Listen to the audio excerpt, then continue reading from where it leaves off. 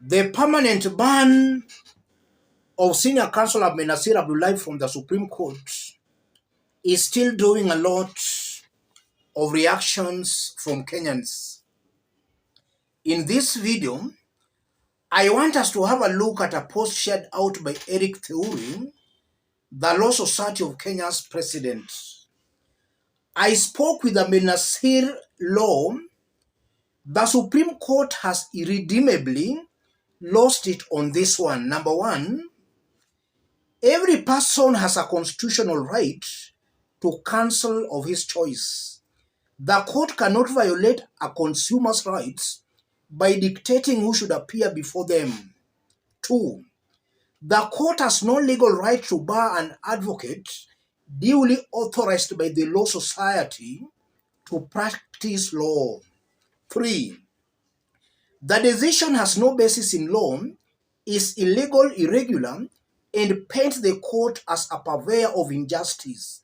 Four, at a time when the judiciary is in crosshairs, the decision justifies the attacks on the judiciary. Five, the court decision violates the principle of right to be heard, a basic element of any fair decision.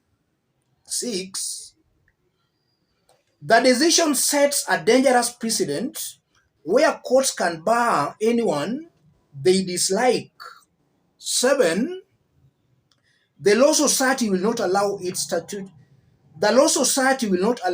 statutory mandate to be encroached upon by the court and will seek an immediate retraction and apology from the Supreme Court.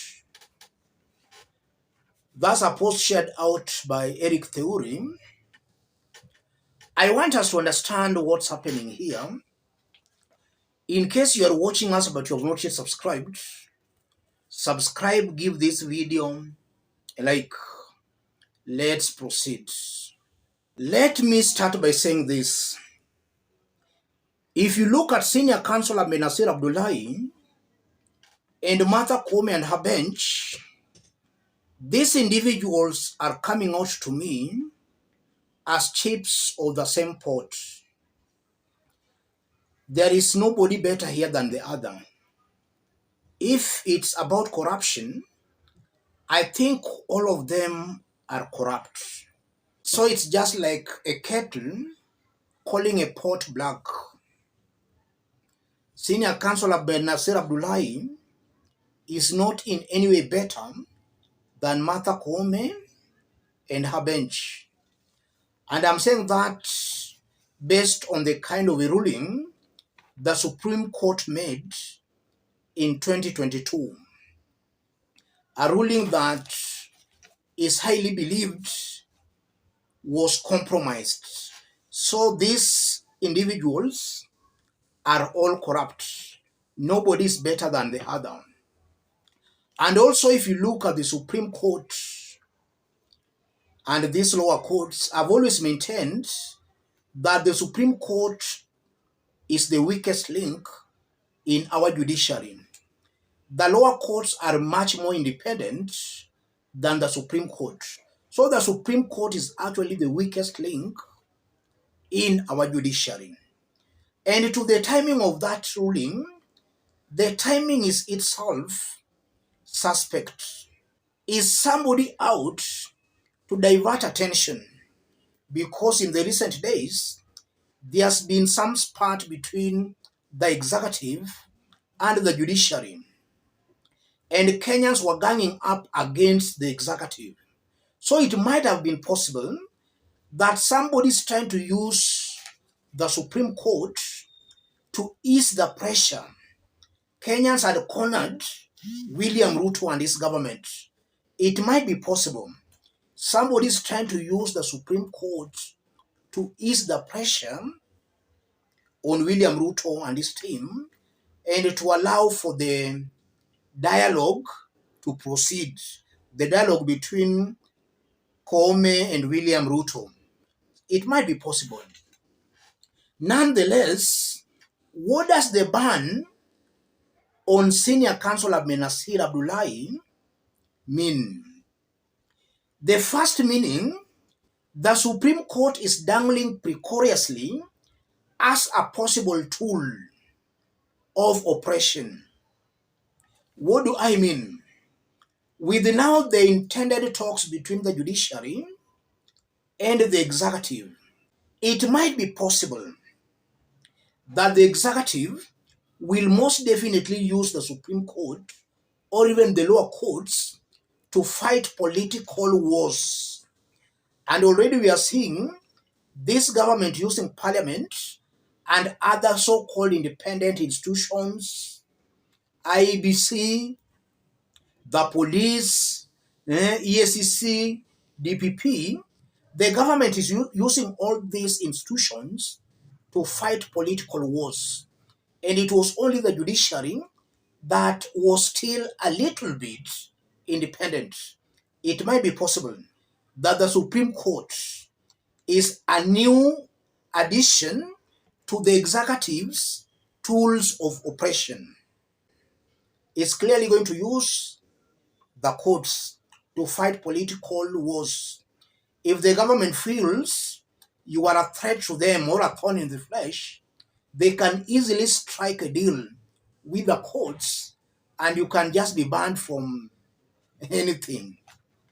Secondly, the Supreme Court is emotional, therefore cannot make a rational ruling. That ruling itself banning the senior counsel confirms that we have a very emotional, irrational court that cannot be actually fair in its judgment. And we saw that in 2022. And this is why I've always maintained that the Supreme Court, Martha Koome and her bench, the best they can do for Kenya is to resign. Their continued stay in office is doing this country serious damage. Koome and your bench, kindly resign. The third meaning, it validates Ruto's assertion that the courts are corrupt. That ruling on senior counsel Benazir Abdullahi, that's not a fair ruling. That's a corrupted ruling. That's a corrupted ruling.